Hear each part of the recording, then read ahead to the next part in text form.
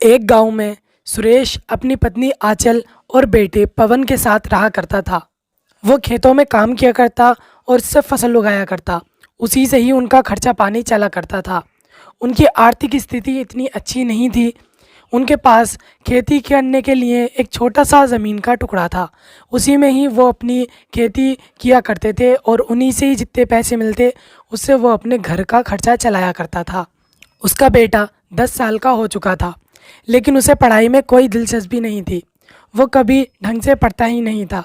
उसे खेलने में बहुत मज़ा आता था। वो दिन भर खेलता कूदता, बस यही उसका काम था। सुरेश और आंचल दोनों ही खेत में काम किया करते थे। आंचल सुरेश के साथ खेतों में काम कराया करती, फिर घर आकर खाना भी बनाया करती थी। इस तरह उनकी ज़िंदगी चल रही थी। बरसातों का टाइम था और बारिश काफ़ी अच्छी हुई थी। इससे खेतों में काफ़ी ज़्यादा पानी भी था, जिससे उनकी फसल बहुत अच्छी हुई थी। आंचल देखो, हमारी फसल इस बार बहुत अच्छी हुई है। हमें ज़्यादा पानी लगाने की ज़रूरत भी नहीं पड़ी है और धान देखो कितने अच्छे आए हैं। हाँ जी, आप ठीक कह रहे हो। बहुत अच्छी फसल आई है। इस बार मुझे लगता है कि ज़्यादा मुनाफा होगा। हाँ, शायद ऐसा ही हो। फिर वो घर लौटने लगते हैं। रास्ते में वो देखते हैं कि बादल बहुत ज़ोर ज़ोर से गरजने लगते हैं। हर तरफ आंधी तूफान का माहौल हो जाता है और कुछ ही देर में बहुत तेज़ की बारिश होने वाली थी। वो जल्दी जल्दी अपने घर की तरफ बढ़ने लगते हैं। तभी वो देखते हैं कि जंगल में एक भैंस बैठी है। उसके पैर में मोच आ गई थी, इसीलिए उससे नहीं तो चला जा रहा था, वो वहीं पर बैठी थी। अरे आंचल देखो, ये भैंस यहाँ पर पड़ी है। शायद इसके पैरों में मोच आई है, तभी तो इससे चला नहीं जा रहा है और ये दर्द के मारे कितना कर्रा रही है। अगर हमने इसे यहाँ छोड़ दिया तो थोड़ी ही देर बाद बहुत तेज़ बारिश होने वाली है और उसमें पता नहीं है कितनी तेज़ हवाएं भी चलें। ऐसे तो ये इस जंगल में ही मर जाएगी। हमें इसकी मदद करनी होगी। हाँ जी, आप कह तो ठीक रहे हैं, लेकिन ये इतनी बड़ी भैंस है कि हम इसे उठाकर लेके भी नहीं जा सकते और इसके पैरों से तो चला ही नहीं जा रहा है। हाँ, ये भी है, लेकिन हमें कुछ ना कुछ तो करना ही होगा। इसको हम ऐसे नहीं छोड़ सकते। फिर सुरेश उसके पास जाता है और उससे काफ़ी उठाने की कोशिश करता है, लेकिन भैंस नहीं उठती है क्योंकि उसके पैर में बहुत ज़्यादा मोच आई थी और उससे बहुत ज़्यादा दर्द हो रहा था।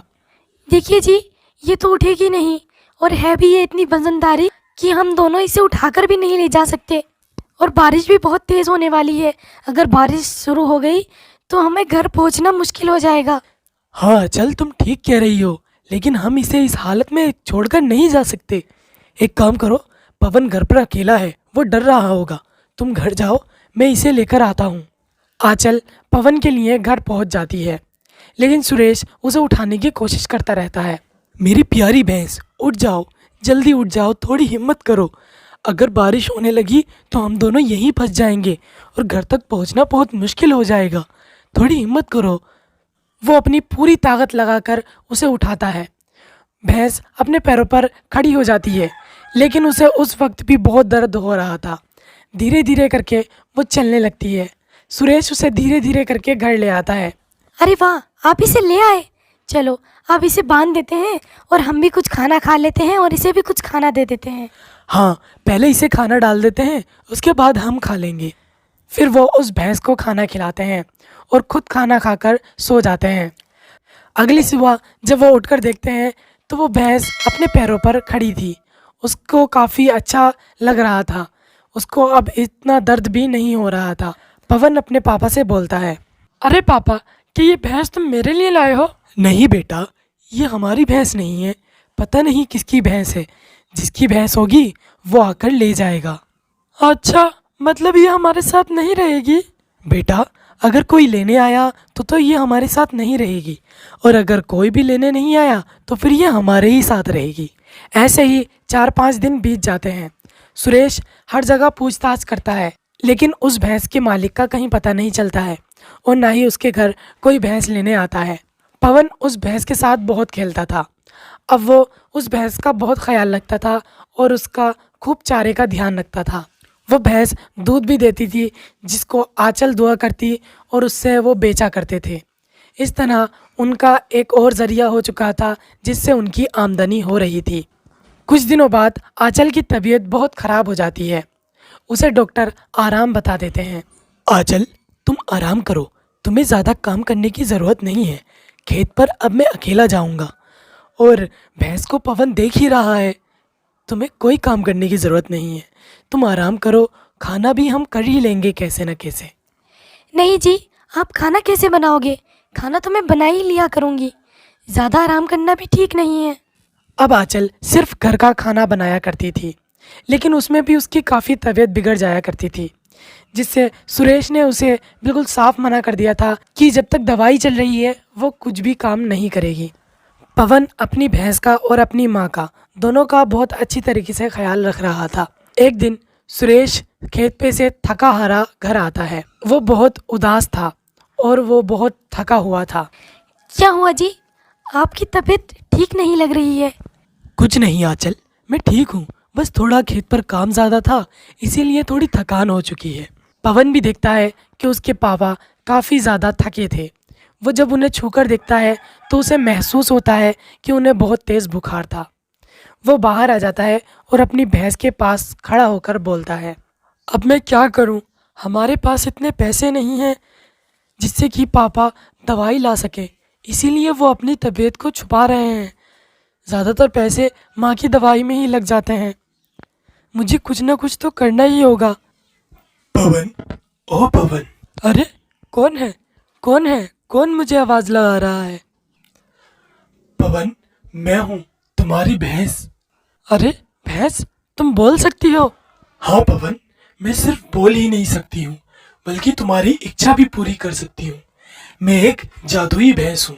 अच्छा, क्या तुम हमारी सारी परेशानियाँ दूर कर सकती हो? हाँ, तुम मांगो, क्या मांगना चाहते हो? मैं तुम्हारी सारी इच्छा पूरी करूँगी। भैंस, तुम्हें तो पता ही है मेरी माँ की भी बहुत तबीयत ख़राब है और अब पापा की भी बहुत ज़्यादा तबीयत ख़राब है। हमारे पास इतने पैसे नहीं हैं कि हम इलाज करा सकें, इसीलिए अगर तुम हमें थोड़े पैसे दे दोगी तो मैं अपने माँ बाबा का इलाज करा लूँगा। ज़रूर पवन, मैं तुम्हें पैसे दे सकती हूँ। फिर वो अपने जादू से उसे कुछ सोने के सिक्के देती है। ये देखकर पवन बहुत खुश हो जाता है। वो उन सोने के सिक्कों को बेचकर और अपने पापा के पास आता है। वो अपने पापा को सारी बात बताता है। फिर वो अपने पापा का अच्छे से इलाज कराता है और अपनी माँ का भी ठीक से इलाज कराता है। कुछ दिनों बाद ही वो दोनों ठीक हो जाते हैं। हमारी प्यारी जादुई भैंस, तुमने हमारी इतनी परेशानी में मदद की है। मुझे समझ नहीं आता कि मैं तुम्हारा कैसा शुक्रिया अदा करूं। अरे सुरेश, तुमने मेरी परेशानी में मदद की थी। उस रात अगर तुम मुझे उठाकर ना लाते तो मैं वहीं पर ही मर जाती। मुझे समझ नहीं आता कि मैं तुम्हारा शुक्रिया अदा कैसे करूं। मैं तुम्हारी जितनी भी मदद कर रही हूं वो सब कम है, क्योंकि तुमने मेरी जान बचाई है। मैं तुम्हें पैसे तो दे ही रही हूं, इससे तुम और गरीबों की भी मदद करो, ताकि तुम्हारे तरह कोई और गरीब भी परेशान ना रह सके। हाँ भैंस, तुम ठीक कह रही हो। मैं इन पैसों से दूसरे गरीबों की भी मदद करूँगा। अगले दिन से ही सुरेश और गरीबों की भी मदद करने लगता है और कोई भी गरीब ना तो भूखा सोता और ना ही कोई गरीब बीमार होता। जब भी किसी गरीब की तबीयत खराब हुआ करती वो उसे बता दिया करते। सुरेश उन सब का इलाज फ्री कराया करता था क्योंकि उसके पास जादुई भैंस थी। टमाटर ले लो टमाटर, 20 रुपए किलो टमाटर। आ जाओ टमाटर ले लो, ताज़े ताज़े टमाटर ले लो और सस्ते टमाटर ले लो। जल्दी आओ, ताज़े ताज़े टमाटर ले लो। अरे इधर आओ, 10 रुपये किलो टमाटर ले जाओ। उसके पास महंगे और ख़राब हैं, यहाँ पर सस्ते और बढ़िया टमाटर हैं। आ जाओ, इधर आ जाओ, जल्दी जल्दी टमाटर ले जाओ, सस्ते और ताज़ा टमाटर ले जाओ। कालू के बोलने से सभी राकेश के ग्राहक कालू की तरफ चले जाते हैं और सभी उससे सस्ते टमाटर लेने लगते हैं। कालू हमेशा राकेश से सस्ती ही चीज़ें बेचा करता था। वो जब भी देखता कि कालू के दाम कितने हैं उससे वो घटकर ही उसके पास में ही बेचा करता था, क्योंकि वो उसका काम नहीं चलने देता था। वो उससे बहुत जलता था। वो किसी भी कीमत पे उसका कोई भी सामान बिकने नहीं देता था। चाहे उसमें उसका कितना भी घाटा हो जाए, लेकिन वो अपना ही सामान बिकवाता था, उसका बिकने नहीं देता था। राकेश ये हमेशा सोचता था कि इतनी सस्ती चीज़ें कहाँ से लाता है, लेकिन कालू को चाहे घाटा भी हो जाता फिर भी वो राकेश का पीछा नहीं छोड़ता था। हर बार बाजार में यही होता था। राकेश एक मेहनती और ईमानदार आदमी था। वो कभी किसी से नहीं जलता और अपनी मेहनत किया करता था। वहीं दूसरी तरफ कालू उससे बहुत जला करता था और उसका कोई भी सामान नहीं बिकने देता था। राकेश अपनी पत्नी से कहता है, अरे सारस्वती, ये पता नहीं कालू इतनी सस्ती सब्जियां कहाँ से ले आता है। इतनी सस्ती सब्जियां तो खेत में जितनी लागत लगती है उनसे भी नहीं निकलती हैं। ये इतनी सस्ती सब्जियां लाता कहाँ से है। हर बार मेरे पास आ जाता है और मेरी सब्जी बिकने ही नहीं देता है। जितने मैं दाम बोलता हूँ उससे ये हमेशा सस्ती ही लगाता है। ये तो मेरे भी समझ में नहीं आता जी, ये इतनी सस्ती सब्जियां लाते कहाँ से हैं। हमेशा ये अपनी सब्जी बिकवा लेते हैं, लेकिन तुम्हारी सब्जियां बिकने ही नहीं देते हैं। क्या करूँ सरस्वती, कुछ ना कुछ तो करना ही पड़ेगा। ऐसे तो ये हमारी सब्जियां ही नहीं बिकने देगा। ये हमेशा मुझसे जलता है और मेरी सब्जियां कभी नहीं बिकने देता। कुछ तो उपाय बताओ सरस्वती, तभी तो हम आगे बढ़ सकेंगे, नहीं तो हम ऐसे ही भूखे मर जाएंगे। मेरे पास एक उपाय है। सरस्वती राकेश के कान में कुछ फुसफुसाती है। हाँ, ये उपाय एकदम ठीक है। इससे उससे अच्छा सबक मिलेगा और वो हमारा पीछा भी छोड़ देगा। मैं कल से ही इसकी तैयारियां शुरू करता हूँ और तुम भी तैयारियां शुरू कर दो। फिर वो अगले दिन बाजार नहीं जाता है। कालू ये देखकर हैरान हो जाता है कि आज राकेश बाजार में नहीं आया है। ऐसे ही 3-4 दिन गुजर जाते हैं, लेकिन कालू हमेशा यही देखता कि राकेश बाजार नहीं आ रहा था। अरे इस राकेश के दिमाग में क्या खिचड़ी पक रही है, ये बाजार क्यों नहीं आ रहा है। मुझे तो कुछ गड़बड़ लगती है। ज़रूर ये कुछ ना कुछ चुपके चुपके कर रहा है जो कि मुझे पता ना चल सके। लेकिन मैं भी कालू हूँ, कालू पता लगा कर ही रहूँगा और इसका वो वाला धंधा भी चौपट करके रहूँगा। वो अपनी पत्नी सरला से बोलता है, अरे सरला सुनो, ये राकेश आजकल बाजार नहीं आ रहा है। पता नहीं क्या हो रहा है इसको। ज़रूर इसके दिमाग में कुछ ना कुछ तो चल रहा है, या फिर इसने कुछ और काम स्टार्ट कर दिया है। तुम जल्दी से जल्द जाओ और उसकी पत्नी से पता निकालो कि आखिर वो क्या कर रहा है। फिर जो वो करेगा वही मैं करूँगा और उसका वो वाला धंधा भी मैं चौपट कर दूँगा। अजी आप क्यों राकेश के पीछे पड़े हो? उसे अपना कमाने दो, उसका भी घर है, परिवार है, उसे बेचारे को कमाने दो। तुम हमेशा उसके पीछे पड़े रहते हो। अरे ऐसे कैसे कमाने दूँ? मुझसे ज़्यादा अमीर कोई नहीं हो सकता। वो मुझसे हमेशा गरीब ही रहेगा। अगर उसकी कमाई अच्छी होने लगी तो मैं तो गरीब ही रह जाऊँगा, वो अमीर हो जाएगा। जब मैं अमीर नहीं हो सकता तो उसे भी अमीर क्यों होने दूँ मैं। अच्छा ठीक है, मैं जाती हूँ और पता करके आती हूँ। फिर सरला सरस्वती के पास जाती है और बोलती है, अरे बहन, क्या बात है, राकेश भैया आजकल बाजार नहीं जा रहे हैं। तुम्हारा खर्चा पानी कैसे चल रहा है? क्या वजह हो गई, हमें भी बता दो। अरे बहन, क्या बताएं तुम्हें, खर्चा पानी तो ठीक ही चल रहा है। बाजार में कुछ फ़ायदा नहीं मिल रहा था, इसीलिए इन्होंने बाजार जाना छोड़ दिया। अब ये खेती किसानी में ही ध्यान दे रहे हैं। अब कैसे इन्होंने खेत में धनिया लगाया है। आने वाले टाइम में धनिया के बहुत भाव ऊंचे हो जाएंगे और धनिया काफ़ी महंगा बिकने लगेगा। बस इसीलिए हमने यही सोचा और धनिया लगा लिया। धनिया की पैदावार भी काफ़ी अच्छी हो रही है। जैसे ही धनिया महंगा होगा हम सारा धनिया बेच देंगे और हमारे भी दिन अच्छे आ जाएंगे थोड़ा। अरे बहन, ये तो तुमने बहुत अच्छा सोचा है, ये बहुत अच्छा उपाय है। राकेश भैया को सब्जी में तो कुछ बच नहीं रहा था, धनिया बेचकर ही काफ़ी अच्छा मुनाफा हो जाएगा तुम्हारा। चलो बहन, मैं अब चलती हूँ, फिर कभी आऊँगी तुम्हारे पास। सरला घर आकर कालू को सारी बात बताती है। कालू बोलता है, अच्छा तो ये खिचड़ी पक रही थी इसके दिमाग में। मुझे पता था कुछ ना कुछ तो चल रहा है इसके दिमाग में। लेकिन कोई बात नहीं, ये जो भी चाहे कर ले, मैं इसका पीछा नहीं छोड़ूंगा। अब मैं भी अपने खेत में धनिया लगाऊंगा, इससे ज़्यादा लगाऊंगा और इससे सस्ता बेचूंगा ताकि इसका धनिया बिकी ना। उसी वक्त जाकर वो अपने खेत में धनिया लगा देता है। कुछ ही दिनों बाद उसका धनिया भी काफ़ी अच्छी तरीके से बढ़ जाता है। एक दिन वो राकेश के खेत के सामने से गुजर रहा होता है। वो देखता है कि राकेश की खेती बहुत अच्छी तरीके से हुई है और उसका धनिया काफ़ी बड़ा बड़ा और काफ़ी ज़्यादा घना है, काफ़ी ज़्यादा ताज़ा लग रहा था और मात्रा भी उसकी काफ़ी ज़्यादा थी। ये देखकर कालू बहुत जल जाता है और वो घर आकर अपनी पत्नी सरला से बोलता है, अरे सरला, ये राकेश आखिर अपने खेत में डाल क्या रहा है? इसका धनिया तो बहुत ज्यादा ताजा और बहुत घना हो रहा है। तुम इसके घर जाओ और इसकी पत्नी से पता निकालो कि आखिर इसके अंदर ये डालता क्या है जो इतना अच्छा धनिया उग रहा है। ठीक है जी, मैं अभी जाती हूँ। वो राकेश के घर जाती है और सरस्वती से बोलती है, बहन, आखिर राकेश भैया अपने खेत में डालते क्या हैं? इतना अच्छा धनिया तो हमारा भी नहीं हो रहा जितना अच्छा धनिया उनका हो रहा है। बहुत ही ज्यादा ताज़ा और बड़े बड़े पत्ते आ रहे हैं उसके। हमें भी बता दो, हमारा भी कुछ भला हो जाएगा। जी बहन, क्यों नहीं, मैं अभी बताती हूँ तुम्हें। ये शहर से 2 कट्टा खाद लाए थे। वही खाद इन्होंने 2 कट्टा उसके अंदर डाली है। उसी खाद से इतना अच्छा ये धनिया उगा है और इतना ताज़ा हो उगा है। मैं तो उनसे बोल रही थी कि 4 कट्टा खाद डाल दो। जब 2 कट्टे खाद से इतने अच्छा धनिया हुआ है तो 4 कट्टे खादों से कितना अच्छा धनिया होता। लेकिन हमारे पास पैसे नहीं थे, बस इसीलिए हमने 2 ही कट्टे खाद डाला। अच्छा, तो वो खाद लाए थे। चले हम भी देखते हैं, शायद हमें भी वो खाद मिल जाए, हमारा भी कुछ भला हो जाएगा। चले, मैं फिर आऊंगी बाद में।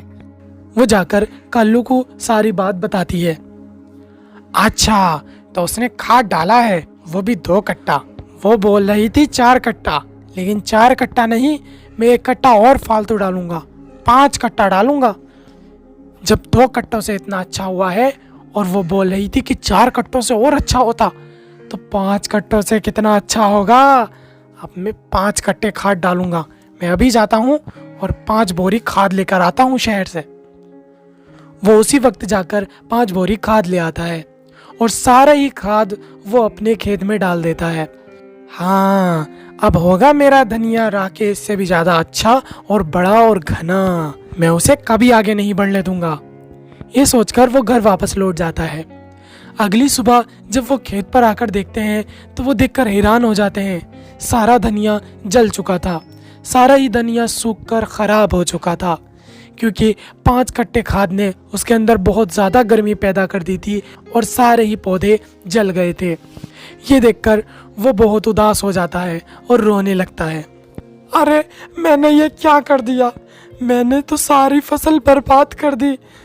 लालच में आकर मैंने इतना ज़्यादा खाद डाल दिया कि अब सारी फसल ही बर्बाद हो गई। देखा जी आपने, मैं मना करती थी ना कि आप किसी से इतना क्यों जलते हो। जो भी कमाता है वो अपनी मेहनत का कमाता है। आप भी मेहनत करो, आप भी अमीर हो जाओगे। लेकिन आपने मेरी बात नहीं मानी।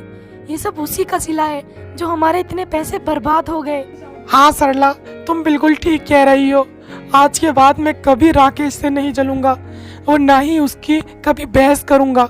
जैसा वो करेगा मैं वैसा कभी नहीं करूंगा। मैं अपना कारोबार अलग चलाऊंगा और उसका मुकाबला कभी नहीं करूंगा।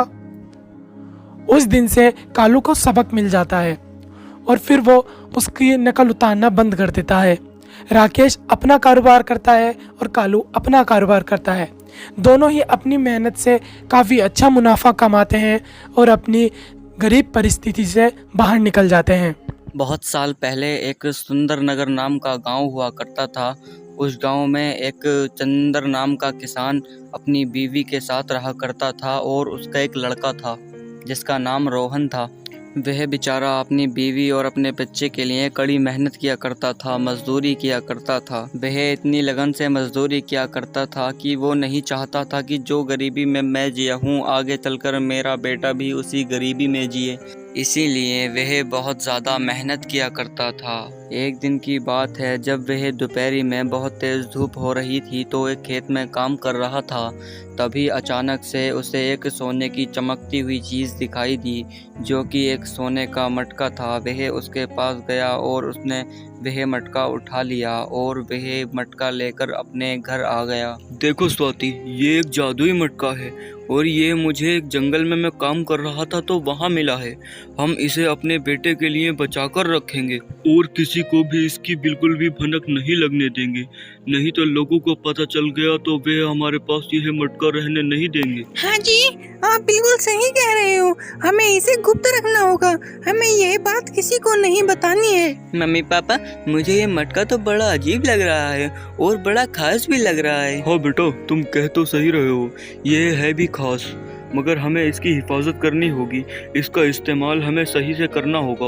हाँ जी, आप सही कह रहे हो। हम सबको मिलकर ही इसकी हिफाजत करनी होगी और इसका सही समय पर इस्तेमाल करना होगा, नहीं तो कहीं कुछ गलत ना हो जाए। हम इसका इस्तेमाल जब सही समय आएगा जब ही करेंगे, उससे पहले नहीं करेंगे। फिर अगले दिन वह जो उन्हें खजाना मिला था, उस खजाने की बात पूरी गांव में बहुत ही तेजी से फैलने लगी। जहां सारे गांव वाले उस जादुई मटके की शक्तियों को जानना चाहते थे, तो वहीं चंदर और उसकी बीवी सारे गांव वालों से उस बात को छुपाना चाहते थे।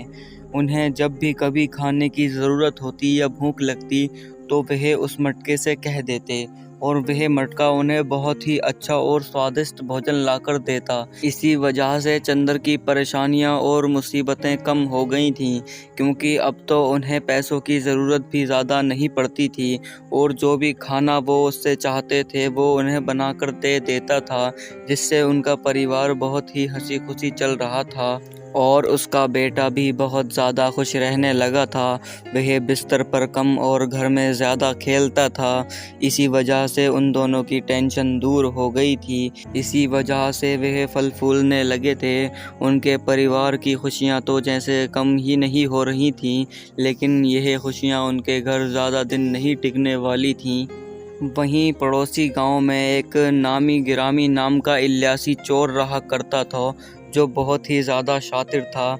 जो उसे चुराना होता वह उसे चुराकर ही मानता था।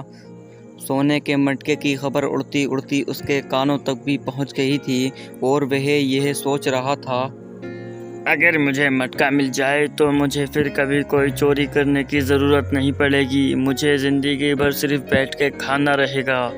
बस किसी तरह से मुझे वो मटका मिल जाए। अब वो मटका मैं चुराऊं कैसे? अब सोच रहा हूँ क्या करूँ। कुछ ना कुछ तो करना पड़ेगा, नहीं तो ऐसे कैसे चलेगा। मेरी ज़िंदगी का सवाल है। बस एक बार वह मटका चुर जाए फिर तो सब कुछ मेरी मुट्ठी में होगा। फिर तो खाना भी मेरी मुट्ठी में होगा और मुझे कमाने की ज़रूरत भी नहीं पड़ेगी। तो फिर मुझे पहले जाकर देखकर आना होगा कि वह मटका रखा कहाँ है। फिर मुझे चुराने में आसानी होगी। पहले मैं वह मटका देखकर आता हूँ। फिर एक दिन इल्यासी चोर चंदर के घर आता है। घर आकर देखता है तो चंदर घर नहीं होता है, सिर्फ उसकी बीवी घर पर होती है। अरे चंदर भाई कहाँ हैं? मुझे उनसे मिलना था, कुछ बात करनी थी काम के बारे में। कहाँ हैं वो? आजकल काम वाम पे जा रहे हैं या नहीं? नहीं जी, वो तो घर पर नहीं है। वैसे आप कौन हो, कहाँ से आए हो और क्या काम था आपको उनसे? मुझे बताओ, वो आ जाएंगे तो मैं कह दूंगी उनसे। अरे नहीं, चलो वो आ जाएं तो उनसे कह देना तुम्हारा दूर वाला दोस्त आया था। वह पहचान जाएंगे और फिर मैं बात कर लूँगा उनसे। ऐसे ही बात करते करते इल्यासी चोर भांप लेता है कि मटका कहाँ रखा होगा। फिर वह वहाँ से चला जाता है और फिर जैसे ही रात होती है तो रात होते ही वह चंदर की कुटिया में घुस आता है और मटके के पास जाकर बोलता है, अरे वाह, मैं जो चाह रहा था वह मुझे मिल गया। मुझसे ज़्यादा इसकी ज़रूरत किसी को नहीं है और मुझसे अच्छा इसे इस्तेमाल भी कोई नहीं कर सकता। मैं आज तक जो चाहता रहा वह आज मुझे मिल गया। मेरे कितने सालों की मेहनत लगी है इसे पाने में। अब मैं इसे ऐसे ही अपने हाथों से नहीं जाने दूँगा। अब तो यह मेरा हो गया और मैं अब इसे अपने घर ले जाऊँगा। फिर इससे खूब सारे पैसे कमाऊँगा, अच्छे अच्छे खाने खाऊंगा, गाड़ियाँ लूँगा, बंगले लूँगा। अब तो मैं बहुत ज़्यादा अमीर हो जाऊँगा।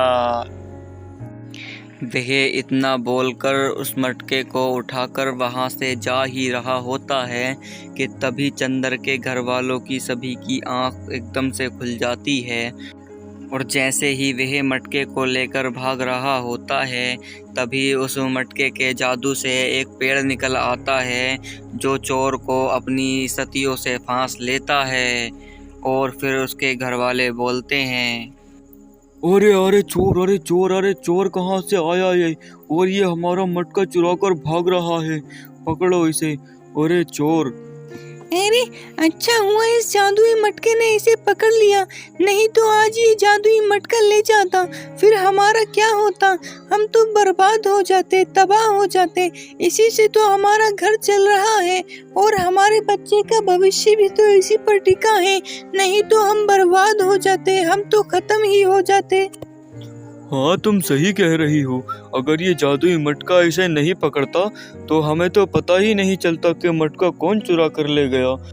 अब इसका ऐसा हश्र करेंगे कि आने वाले समय में कोई हमारे घर ऐसा करने की सोचे भी ना, और सोचने से पहले उसकी रूह कांप उठे।